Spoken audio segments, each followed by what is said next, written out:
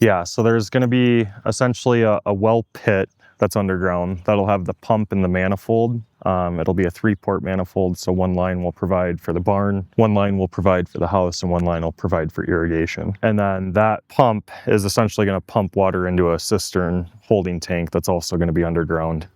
Once that tank is full, pretty much any time a demand kicks on, a pump will kick on and push water to where it needs to go. Once we drill, we test the water. If the water tests good, it's fine. If it tests bad, then we can put a treatment system on the well, or we can put a treatment system at the entrance points for the house and the barn. This is the barn. It's 60 by 40.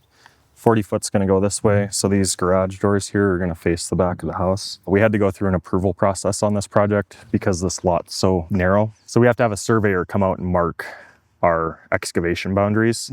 And then once we get the stem walls formed, they have to come out and verify that our foundation's exactly in the right spot before we can go ahead and pour. So basically, when we get into excavation work, we're gonna have to excavate a perimeter that's 3 foot beyond any side of this. So it's like a total excavation area of like 67 by 47. And that's gonna have to go 3 foot down.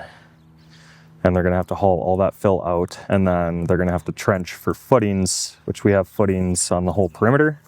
And then we also have footings here for this bathroom. So they're gonna have to trench 7'4" wide trenches, another 4 feet down. So it'll be a total of 7 feet.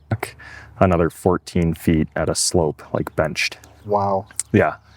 Once they do that and we import all the fill out of here, we're gonna get structural fill brought in.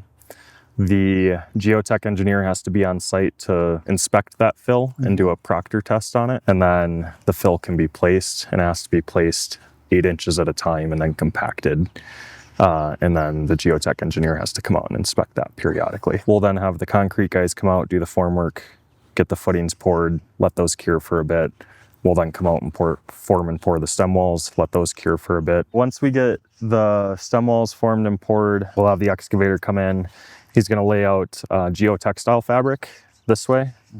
Once he lays that geotextile fabric out, he's got to pin it down. We have to have the geotech engineer come out again and inspect. And then we can start placing our fill, compacting it up to subgrade level.